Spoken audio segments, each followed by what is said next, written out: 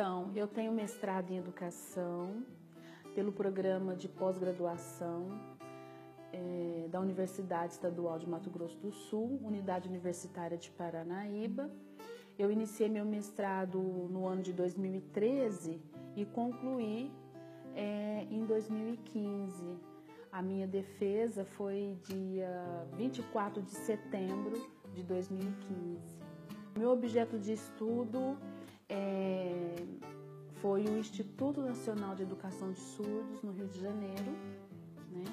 Eu fui até lá, no Rio de Janeiro, para fazer levantamento de documentos.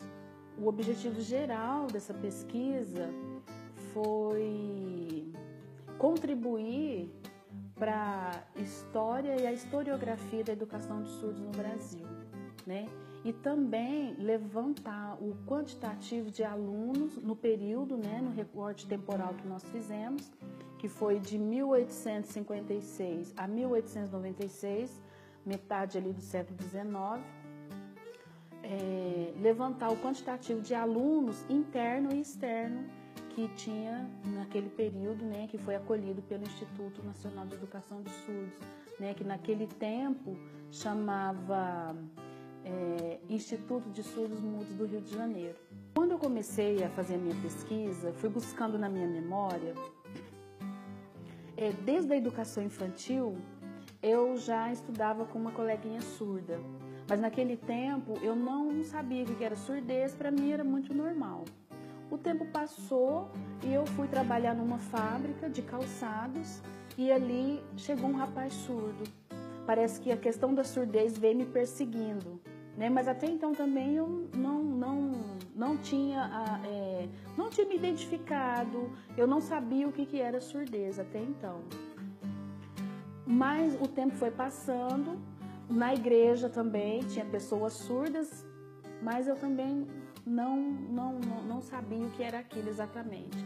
Mas foi no ano de 2005 que de repente despertou a curiosidade de saber o que é, quem são essas pessoas, né?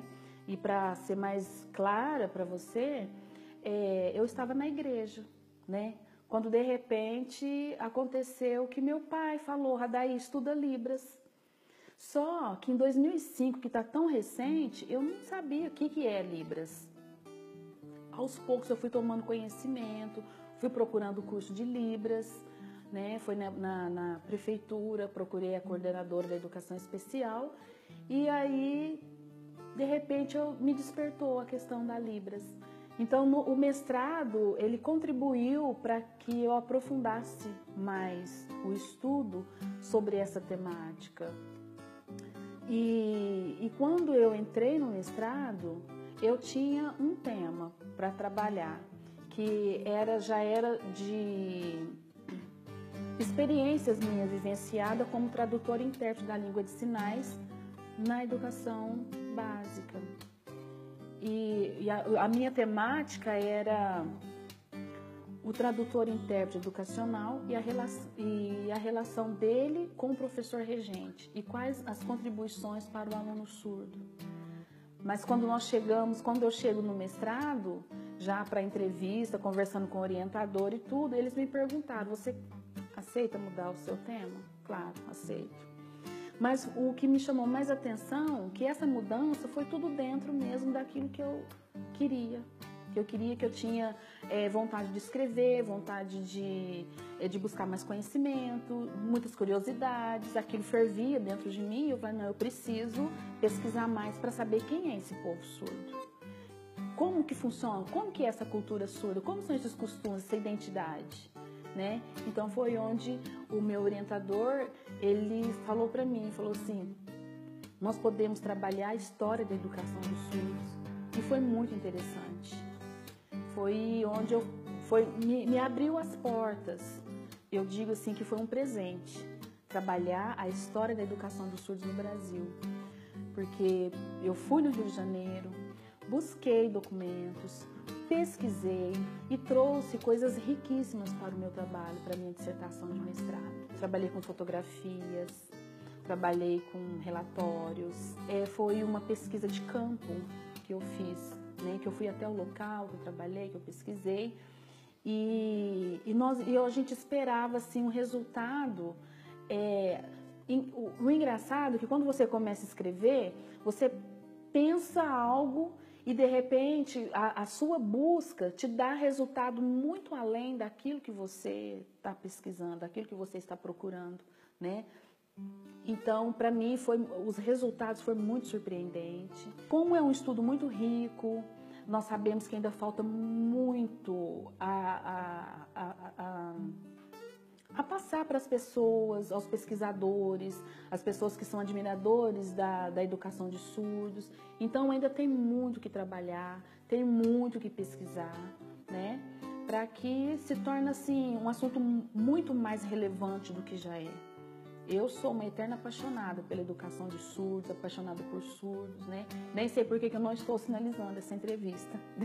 Eu deveria estar sinalizando, né? E tudo isso, ela se concretizou graças ao programa de mestrado aqui na Universidade Estadual de Mato Grosso do Sul, Unidade de Paranaíba, ao meu orientador, né, professor Dr. Ademils, que eu prezo muito. Me ajudou muito, uma pessoa assim altamente competente, e ele contribuiu muito com a minha pesquisa, né? Foi um incentivo e foi um presente mesmo que ele me deu quando ele disse que nós iríamos trabalhar a história da educação dos surdos no Brasil, né? E uma coisa assim muito interessante, que foi o tema mesmo da minha dissertação, que foi o silêncio eloquente, né?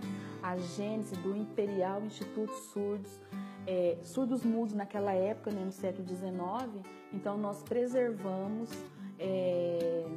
de forma fidedigna a maneira com que era falado. Inclusive na minha dissertação eu deixo os documentos que nós usamos, está naquela fala arcaica, né? Então eu preservo isso. Eu busquei lá na fonte mesmo e trouxe para minha dissertação, que está riquíssima, viu? Hoje em dia já tem muitas pessoas que estão pesquisando sobre essa temática, mas ainda falta muito. Comparando a educação de surdos com a educação geral, ainda tem muito que se pesquisar, ainda tem muito que estudar e de repente ainda falta muitas pessoas sim para ir atrás, para buscar, porque são muitos questionamentos que são levantados quando se trata de a educação de surdos, né? Principalmente a questão da linguagem. O surdo, ele comunica de uma forma diferente da nossa. E a educação de surdos, ela passou por várias etapas dentro da questão da linguagem. Ela passou por um período oralista, que foi um período muito obscuro na educação de surdos, né, que aconteceu em Milão. Foram 100 anos de submissão, de cativeiro mesmo, cativeiro linguístico, onde o surdo não tinha direito de usar suas mãos para comunicar. Mas ainda hoje, no século XXI, ainda a gente consegue ver profissionais, educadores, que tentam oralizar o surdo.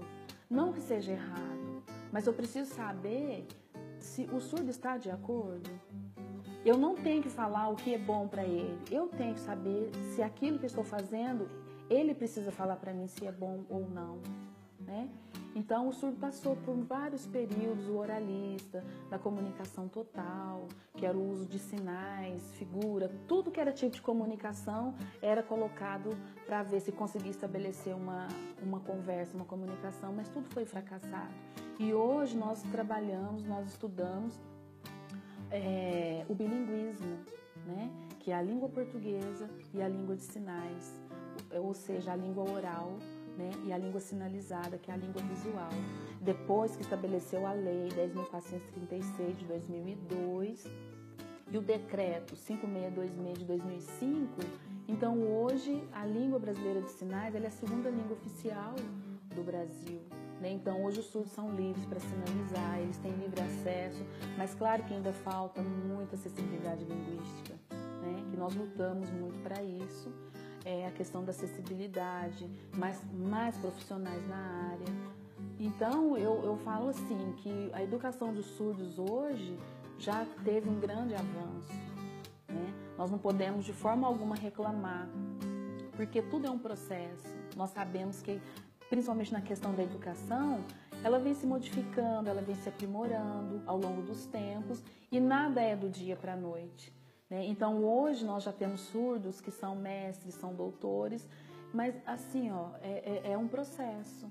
Vem ao longo dos tempos, os surdos lutando pelos seus direitos, seu espaço, conquistando, né?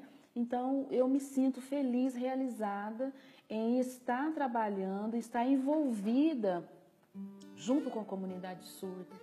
Porque eu falo assim que hoje eu não vivo mais sem surdos ao meu redor, né? Se tiver um grupo de surdos e um grupo de ouvintes, se me procurar ali no meio dos ouvintes, não estarei. Isso eu tenho certeza. Eu estarei ali junto com os surdos.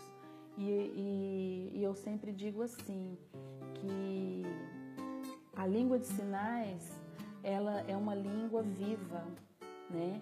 Muitas pessoas acham que a língua de sinais é uma cópia mal feita da língua portuguesa, mas não é. É uma língua que tem estrutura gramatical. Tudo isso eu abordo também na minha dissertação de mestrado. E se eu for continuar falando para você aqui, como eu sou uma eterna apaixonada por educação de surdos e libras, nós vamos, né, estender, né? Mas, assim, resumindo,